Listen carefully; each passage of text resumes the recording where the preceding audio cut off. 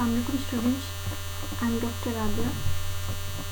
और अपने आज के लेक्चर में हम लोग एनाटमी का आखिरी जो टॉपिक है वो पढ़ेंगे, which is about the arches of the foot. यहाँ पे हमारा सिलेबस जो है वो एंड हो जाएगा।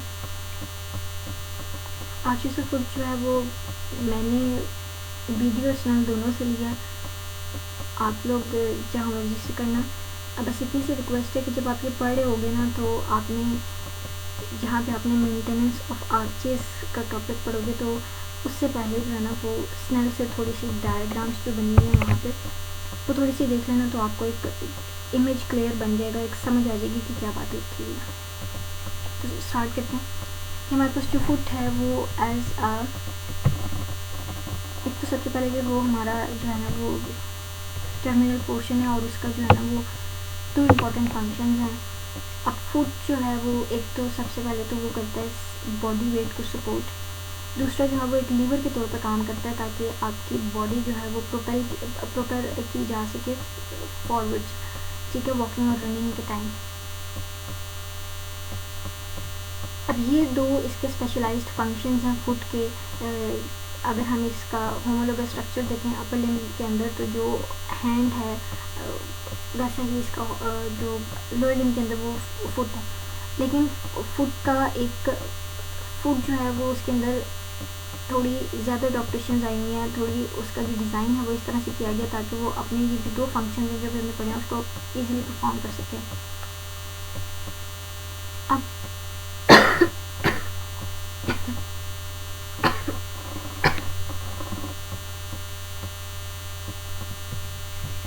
इस फुट की जो एनाटमी है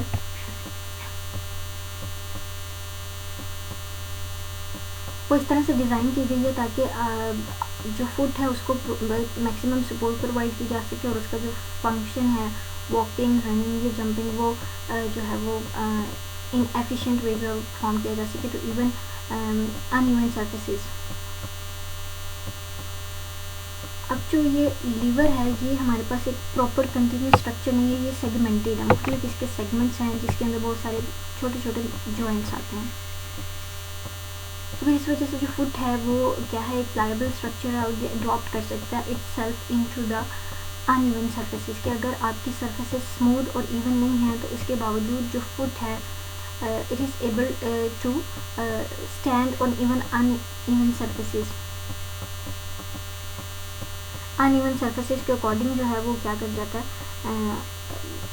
अपने फंक्शन को परफॉर्म करने की कैपेसिटी रखता है। इसके अलावा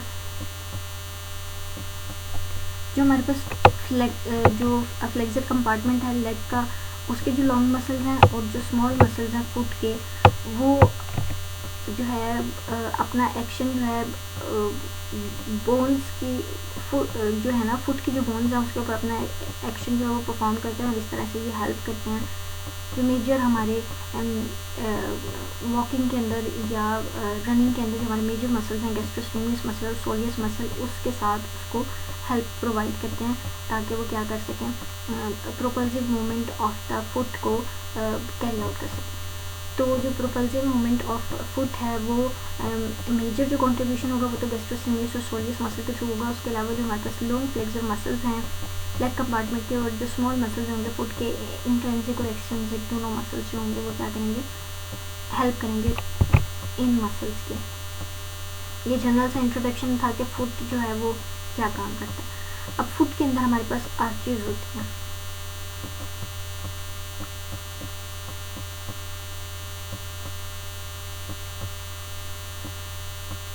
जो हमारे पास सेगमेंटेड स्ट्रक्चर हैं वो can hold up the weight only if it is built in form of an arch. अब हम पीछे सारी उसके फुट के एनाटमी पढ़ कर आए हैं जिसके अंदर हमने उसके बहुत छोटी छोटी बोन्स देखी थी, उसके साथ लिगामेंट्स देखे थे, जॉइंट्स देखे थे उसके।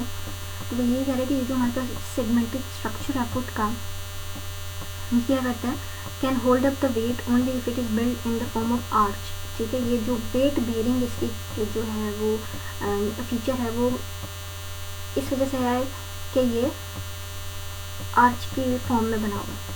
ठीक है, तो इस तरह से आर्चेस जो है वो हमें हेल्प करती हैं।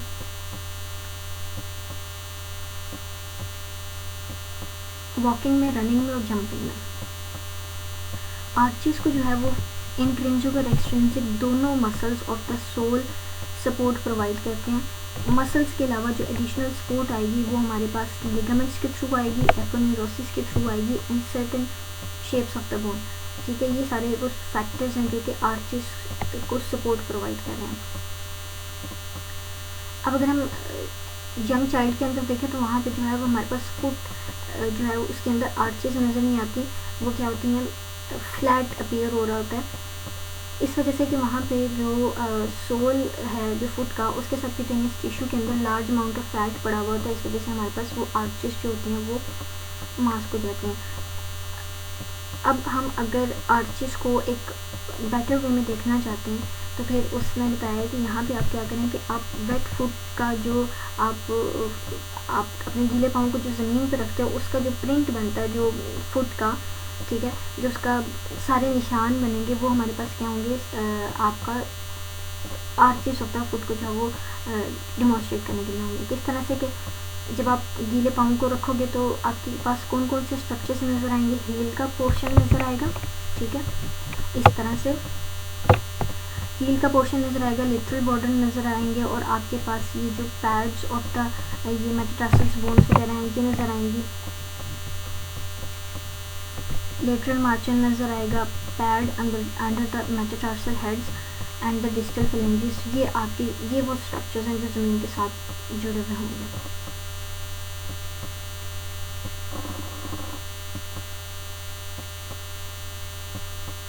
अब जो मिडल पोर्शन है उसको जब आप मतलब वो आपके इस इम्प्रिंट के अंदर नहीं आया हुआ तो फिर इससे क्या होगा कि मतलब ये क्या बता रहा है कि ये एक आर्च बनी हुई है, ठीक है, इस तरह से। अब जब ये एक चीज़ जो ऊपर उठी हुई है वो अपनी दूसरी जो स्ट्रक्चर्स हैं जो कि उससे लोअर पड़े हुए होंगे या टच करेंगे with that of the ground, तो फिर वो किस तरह से इसमें नजर आएंगे, इस तरह से हमारे पास ये आर्च बनी हुई होती है। अब हम अगर इसकी क्लासिफिकेशन देखें तो दो तरह की हमारे पास होती हैं, लॉन्गिट्यूडनल और ट्रांसवर्स। दोनों के अंदर मीडियल और लेटरल दोनों आते हैं, यानी मीडियल लॉन्गिट्यूडनल आर्च और lateral longitudinal arch. Same case with the transverse arches, उसमें भी मीडियल ट्रांसवर्स आर्च और लेटरल ट्रांसवर्स आर्च आती है। मीडियल लॉन्गिट्यूडनल आर्च को अगर आप देखें तो उसके फीचर्स क्या क्या हैं कि वो हमारे पास हायर होती है than that of the lateral longitudinal arch. एक उसकी कन्केविटी जो है वो हमारे पास क्या होगी, ज़्यादा होगी, हायर होगी, मोर मोबाइल होती है, शॉक एब्जॉर्बर है और रेजिलिएंट है than that of the lateral. इसको हम कंसीडर करते हैं कि ये बिग आर्क है ऑफ द स्मॉल सर्कल। अब अगर हम इसके फीचर्स देखें तो ये हमारे पास एंड्स, समिट और पिलर्स से मिलकर बनी हुई होगी। एंड्स क्या होंगे, ये एंड्स हैं, ठीक है, इंटीरियर एंड होगा और पोस्टीरियर एंड होगा। जो इंटीरियर एंड बनेगा वो हमारे पास जो हेड्स होंगे फर्स्ट, सेकंड और थर्ड मेटाटार्सल्स के, उनसे बना हुआ होगा, जबकि पोस्टीरियर एंड जो होगा वो हमारे पास किससे बना हुआ होगा, मीडियल टुबरकल ऑफ द कैल्केनियम। यहाँ पे आपने जो बात याद रखनी है वो ये कि जो मीडियल लॉन्गिट्यूडनल आर्च है ये ट्रांसवर्स लेटरल लॉन्गिट्यूडनल आर्च है, इनके जो पोस्टीरियर एंड्स होंगे वो टुबरकल ऑफ कैल्केनियम से ही मिलकर बने होंगे। जो मीडियल है उसमें मीडियल टुबरकल आएगा, जो लेटरल है उसमें लेटरल टुबरकल आएगा, जबकि आपके जो फ्लेंजेस हैं वो आर्चेस की फॉर्मेशन में इन्वॉल्व नहीं है। समिट हम हाईएस्ट पॉइंट को बोलते हैं, ठीक है, जो इस आर्च का हाईएस्ट पॉइंट होगा। तो ये जो समिट है मीडियल लॉन्गिट्यूडनल आर्च का, ये बनता है by the superior articular surface of the body of the talus से। पिलर्स में भी हमारे पास इंटीरियर पिलर आता है और पोस्टीरियर पिलर आता है। जो इंटीरियर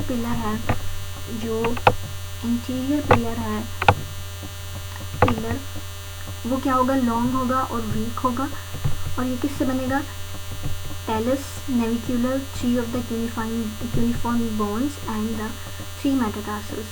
जबकि जो पोस्टीरियर पिलर है वो शॉर्ट होगा और स्ट्रॉन्ग होगा, तो ये किससे बनेगा, bye the medial part of the calcaneum. इस तरह से याद रखने की जो चीज़ बड़ी होगी उसकी वीकनेस कम होती जाएगी, उसकी वीकनेस ज़्यादा होती रहेगी, ठीक है, वो वीक होता रहेगा। जो इंटीरियर पिलर है वो लॉन्ग है, यानी उसके अंदर ज़्यादा चीज़ें आएंगी, कौन कौन सी बोन्स आ रही हैं हमारे पास? कैलस आ रही है, नेविकुलर आ रही है, तीनों क्यूनिफॉर्म्स आ रही हैं और हमारे पास तीनों मेटाटार्सल्स आ रही हैं। तो बहुत बड़े स्ट्रक्चर्स आ रहे हैं, सारे तकरीबन लॉन्गिट्यूडनल आर्च के जो है वो स्ट्रक्चर्स आ रहे हैं। जबकि अगर हम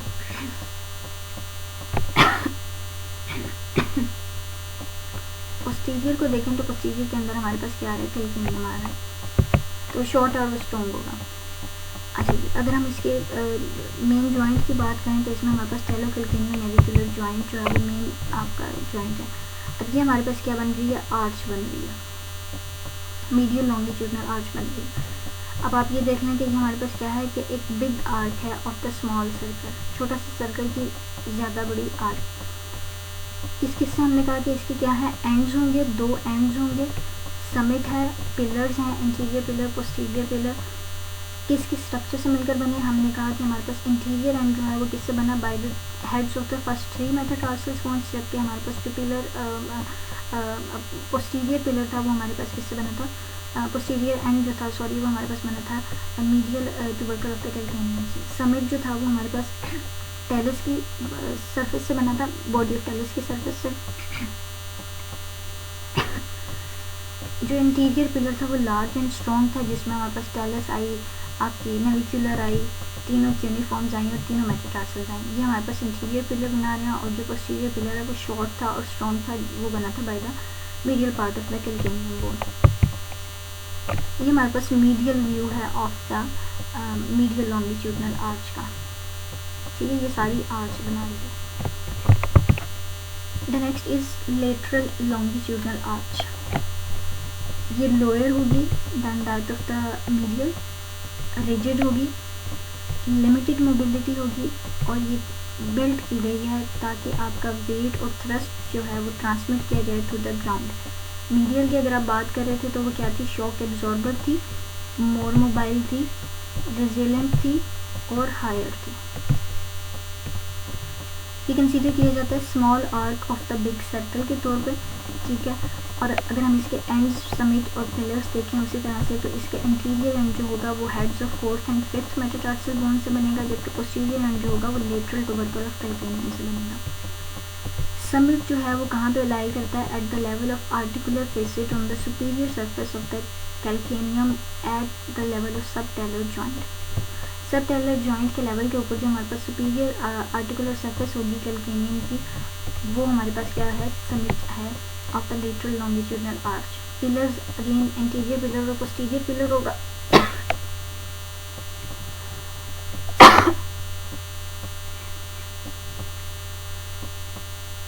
जो इंटीरियर पिलर है वो हमारे पास क्या है? लॉन्ग है और वीक है, और ये क्यूबाइड बोन से बनता है, और heads of the 4th and 5th metatarsal bone से बनेंगे। जबकि जो पोस्टीरियर पिलर है वो हमारे पास स्ट्रॉन्ग होगा और शॉर्ट होगा, जैसे हम मीडियल के अंदर पढ़ के आए थे, लेकिन यहाँ पे किससे बनेगा? By the lateral part of the calcaneum. जो हमारे पास मेन जॉइंट है इस आर्च का वो हमारे पास कैल्केनियो क्यूबाइड जॉइंट है। ये हमारे पास लेटरल लॉन्गिट्यूडनल आर्च है। ठीक है, इसको हमने क्या कहा था कि ये small arc of the big circle आएगी। ठीक है, और इसके अलावा हमने क्या कहा था कि हाँ, इसके एंड्स पढ़े और इसके हमने क्या पढ़े? समिट पढ़ा और पिलर्स पढ़े। Anterior end and posterior end, जो इंटीरियर एंड था वो हमारे पास किससे बना था? Heads of the 4th and 5th metatarsals, और जो पोस्टीरियर एंड था वो हमारे पास lateral tubercle of the calcaneum से बना था। ठीक है, उसके अलावा हमने कहा कि समिट है। समिट हमने कहा कि हमारे पास सब टेलर जॉइंट के लेवल के ऊपर हमारे पास जो सुपीरियर आर्टिकुलर सरफेस होती है ऑफ द कैल्केनियम वो समिट बनाएगी। इंटीरियर पिलर और पोस्टीरियर पिलर हमने पढ़ा। अगेन उसी तरह से इंटीरियर पिलर जो था वो हमारे पास क्या था? लॉन्ग था और वीक था। जो पोस्टीरियर पिलर था वो हमारे पास क्या बना? शॉर्ट था और स्ट्रॉन्ग था, और ये किससे बना था? By the lateral half of the calcaneum. ये थी हमारी लॉन्गिट्यूडनल आर्चेस। अब हम पढ़ेंगे ट्रांसवर्स आर्चेस को। तो जो इंटीरियर ट्रांसवर्स आर्च होगी इसके अंदर भी उसी तरह से हमारे पास ट्रांसवर्स आर्चेस किस तरह से होंगी? इंटीरियर ट्रांसवर्स आर्च और पोस्टीरियर ट्रांसवर्स आर्च। तो जो इंटीरियर ट्रांसवर्स आर्च होगी ये किस तरह से बनेगी? जो आपके सारे मेटाटार्सल्स के हेड्स होंगे ना, वो हमारे पास क्या बनाएंगे, ये इंटीरियर आर्च बना देंगे। ये कंप्लीट आर्च कंसीडर की जाती है क्योंकि इसका जो है वो क्या है, दोनों एंड्स हैं, यानी एक एंड जो होगा वो फर्स्ट मेटाटार्सल बोन के हेड से बनेगा और दूसरा एंड जो होगा वो फिफ्थ मेटाटार्सल बोन के एंड से बनेगा, और दोनों जो होंगे वो ग्राउंड को टच कर रहे होंगे, और इस तरह से हमारे पास एक कंप्लीट आर्च बन जाएगी। जबकि आप पोस्टीरियर ट्रांसवर्स आर्च को देखोगे तो ये हमारे पास किससे बनती है, टार्सस और मेटाटार्सस की ग्रेटर पार्ट से बनती है, लेकिन ये एक इनकम्प्लीट आर्च है क्योंकि सिर्फ लेटरल एंड जो होता है वो ग्राउंड के साथ कांटेक्ट करता है, ठीक है। और इस तरह से ये क्या बनता है कि हमारे पास हाफ ऑफ द आर्च बन जाती है बाय सिंगल फुट। तो फिर पोस्टीरियर ट्रांसवर्स आर्च जो है वो तब कंप्लीट होती है जब आपकी other half of the other foot मिलकर इस आर्च को कंप्लीट करते हैं।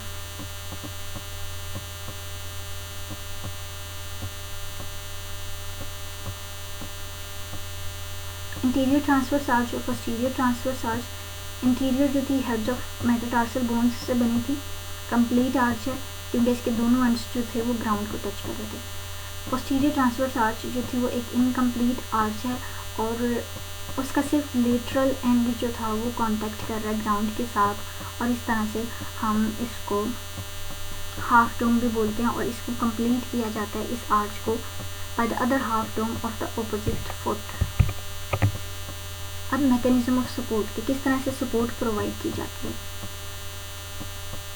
यहाँ पे उसने जो आर्च ऑफ फुट है उसका जो है वो एक रिलेट किया है with the design of any stone bridge, ठीक है, जो कि एक इंजीनियरिंग मेथड को यूज़ करते हुए उसने कहा कि सपोर्ट के लिए सबसे पहले शेप ऑफ द स्टोन्स, ठीक है, कि जो ब्रिज बनाए जा रहे हैं उसका स्टोन किस तरह का होगा, उसकी शेप किस तरह से होगी, ठीक है। तो most effective way of supporting the arch is to make the stones wedge shaped, कि अगर आपने सपोर्टिंग आर्च को एक इफेक्टिव वे में बनाना है तो फिर आपने क्या करना है कि उसको वेज शेप्ड होना चाहिए, और हमारी मोस्टली जो आपकी जो टार्सल बोन्स हैं वो हमारे पास क्या थी, वेज शेप्ड थी, ठीक है, और उनका जो एज होगा वो क्या करेगा, डायरेक्टेड डाउनवर्ड्स। ये क्या करता है, एक this applies particularly to important stone that occupies the centre of the arch. ये जो शेप ऑफ स्टोन है ये एक स्पेसिफिक स्टोन, एक इम्पोर्टेंट स्टोन के लिए बहुत इंपॉर्टेंट होती है, और वो जो स्पेसिफिक स्टोन होता है वो हमारे पास सेंटर ऑफ आर्च होता है, तो उसको हम की स्टोन भी रेफर करते हैं। ये कुछ उसने इंजीनियरिंग मेथड से उसने जो है वो रिलेट करके बताया कि जो हमारे पास शेप्स होंगी वो एक जो है ना वो कंट्रीब्यूट करेंगे फैक्टर को, जिससे आपकी जो फंक्शन ऑफ फुट होगा वो इफेक्टिव वे में जो होगा वो परफॉर्म किया जाएगा। तो जो बोन्स होंगी वो वेज शेप्ड होंगे और उसका वेज जो होगा वो क्या होगा, इंफीरियर होगा, तो बेटर वे में जो होगी सपोर्ट प्रोवाइड की जाएगी। और जो मोस्ट इम्पॉर्टेंट आपका जो स्टोन है that is known as the key stone, और वो सेंट्रल होगा। Inferior edges of the stone जो होंगे वो टाई अप किए जाएंगे, ठीक है, लाइक दिस। ये हमारे पास बहुत सारे स्टोन होंगे इस तरह से, और जो इसके इंफीरियर एंड्स होंगे उनको एक दूसरे के साथ जोड़ा जाएगा by the metal staples.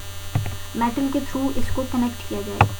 Like यहाँ पे हमारे पास बहुत सारे स्टोन्स थे, ठीक है। अब क्या होंगे कि ये हमारे पास ये मैंने सिर्फ इंफीरियर एज को जो है ना वो प्रोमिनेंट करने के लिए आपको बनाया है इस तरह से वेज शेप, और मेरे लिए इजी था यहाँ पे इस तरह से बनाना, ओके।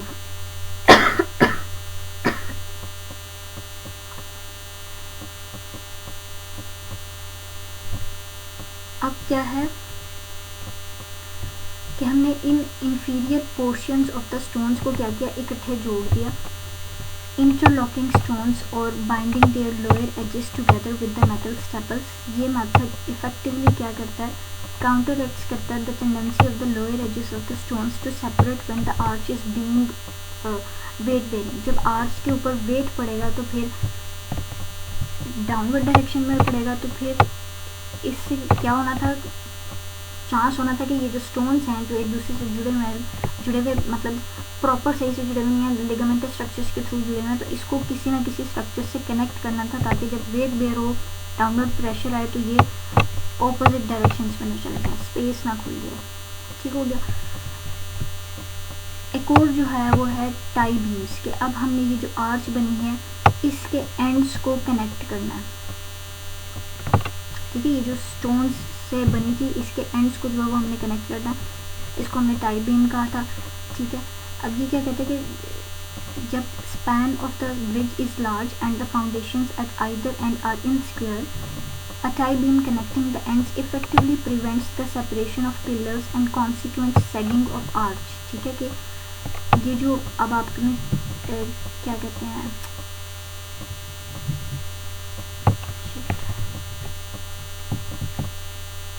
आपने अब इसको जो है ना वो क्या किया कि हमने इसके दोनों एंड्स को क्या कर दिया, जोड़ दिया।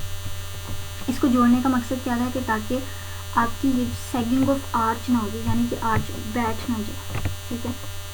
The next is suspension bridges. Suspension bridges इस तरह से होगा कि आपकी जो मेंटेनेंस ऑफ आर्च है वो डिपेंड करती है मल्टीपल सपोर्ट्स के ऊपर जो सस्पेंड करेगी आर्च को from a cable above the level of bridge.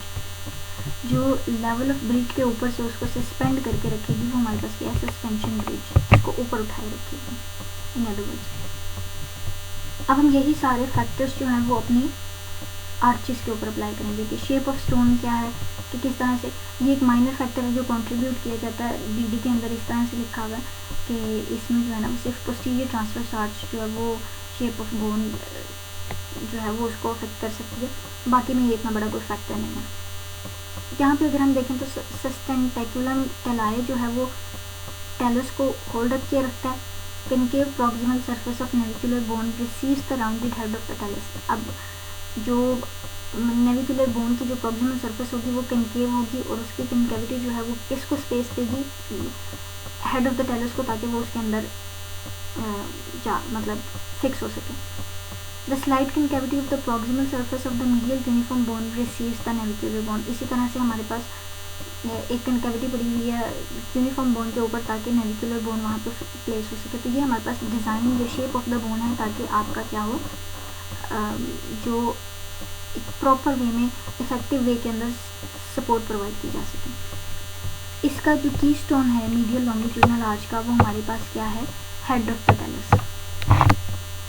अब हमने क्या करना है, इंफीरियर एजेस को बाइंड करना है, तो वो किसके थ्रू होंगे, प्लांटर लिगामेंट्स के थ्रू होंगे जो कि बड़े और स्ट्रॉन्गर हैं then that of the dorsal ligaments. इसके अंदर सबसे पहले हमारे पास स्प्रिंग लिगामेंट आता है जिसका दूसरा नाम जो है वो हमारे पास क्या है, प्लांटर कैल्केनियन नेविकुलर लिगामेंट। ये इसके साथ साथ ये जो इंफीरियर टाई है जो एंड्स ऑफ द बोन्स को जोड़ के रखेगा।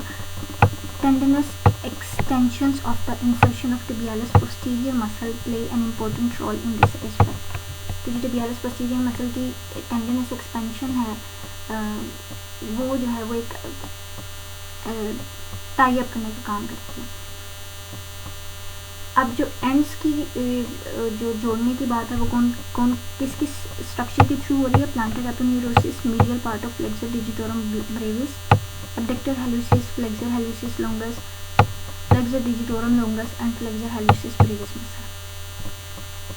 जो सस्पेंडिंग आर्च है वो किससे की जाएगी, अबव बाय द, यानी इसको ऊपर की तरफ जो खींचने वाला स्ट्रक्चर होगा that will be the tibialis anterior and tibialis posterior and the medial ligament of the ankle joint, जिसका दूसरा नाम हमारे पास deltoid ligament भी होता है। Tendons of the tibialis anterior and peroneus longus together form a sling which keeps the middle of the foot pulled upwards, so supporting the longitudinal arch। ठीक हो गया। The next is the maintenance of lateral longitudinal arch। Shapes of the bone किस तरह से होंगी कि minimal shaping of the distal ends of the calcaneum and the proximal end of cuboid. इसके अंदर जो की स्टोन है वो क्यूबाइड है। इंफीरियर एजेस उसी तरह से हमारे पास प्लांटर लिगामेंट्स के थ्रू कनेक्ट किए जाएंगे और हमारे पास जो ओरिजिनेशन है short muscles of the foot की उसके थ्रू जो है वो टाई अप किए जाएंगे। जो एंड्स होंगी वो प्लांटर एपोन्यूरोसिस के थ्रू की जाएंगी, abductor digiti minimi, lateral part of the flexor digitorum longus and the flexor digitorum brevis muscle के थ्रू। सस्पेंडिंग आर्च जो होगी वो peroneus longus and peroneus brevis के थ्रू जो होगी वो प्रोवाइड की जाएगी। The next is maintenance of transverse arches. फिर उसी तरह से कि मार्क वेज्ड शेप्स जो होंगी यूनिफॉर्म बोन की at the base of the metatarsal bone, यानी अब आपकी जो आपकी यूनिफॉर्म बोन्स हैं और जो क्यूबाइड बोन है उसकी शेप जो होगी वो क्या करेगी, अकोमोडेट करेगी कोरस्पॉन्डिंग जो आपकी बोनी लैंडमार्क्स होंगी over the metatarsals bone. Inferior edges जो होंगे वो टाई किए जाएंगे together by deep transverse ligaments, plantar ligament, plantar muscles की ओरिजिन से, इस तरह से dorsal interossei and transverse heads of adductor hallucis muscle. जो एंड्स ऑफ द आर्च होंगे वो पेरोनियस लोंगस टेंडन के थ्रू जो होंगे वो टाई अप किए जाएंगे। सस्पेंडिंग जो होगी आर्च की पेरोनियस लोंगस टेंडन और पेरोनियस ब्रेविस मसल से होगी। Functions of the arches, arches जो हैं वो हमारे पास क्या करती हैं, वेट को डिस्ट्रीब्यूट करती हैं to the weight bearing areas of the sole के जितने एरियाज़ हैं जहाँ पे वेट बेरिंग होगी किसी एक स्पेसिफिक पॉइंट के ऊपर नहीं होगी, उस वेट को जो है ना वो इक्वल वे में डिस्ट्रीब्यूट कर दिया जाता है सारे जो वेट बेरिंग एरियाज़ होंगे सोल पे, ठीक है। आर्चेस जो होंगी वो एक स्प्रिंग के तौर पे एक्ट करती हैं, particularly the medial longitudinal arch, और इस तरह से ये हेल्प करती हैं in walking and running and jumping. Arches जो हैं वो शॉक एब्जॉर्बर के तौर पे काम करती हैं in stepping and particularly in jumping, ठीक है। जो आपका जो मीडियल लॉन्गिट्यूडनल आर्चेस हम उसमें पढ़कर आए थे कि ये हमारे पास क्या है, डिज़ाइन की हुई है इन सच अ वे कि ये शॉक एब्जॉर्बर के तौर पे काम करती है, शॉक को एब्जॉर्ब करेगी। कनकेविटी ऑफ आर्चेस जो होंगी वो प्रोटेक्ट करेंगी soft tissues of the sole against pressure, के अगर देखो ना कनकेविटी ना होती और सारे स्ट्रक्चर्स जो थे वो ग्राउंड के साथ टच कर रहे होते तो प्रेशर के अगेंस्ट जो होता वो सॉफ्ट टिश्यू जो था सोल का वो डिस्ट्रॉय हो सकता था, तो इस वजह से जो कनकेविटी है वो उसको प्रोटेक्ट करती है। ये था हमारा आज का लेक्चर, आई होप आपको समझ आ गया होगा। जो बात नहीं समझ आएगी वो आप लोग मुझसे पूछ लीजिएगा। थैंक यू सो मच, अल्लाह हाफिज़।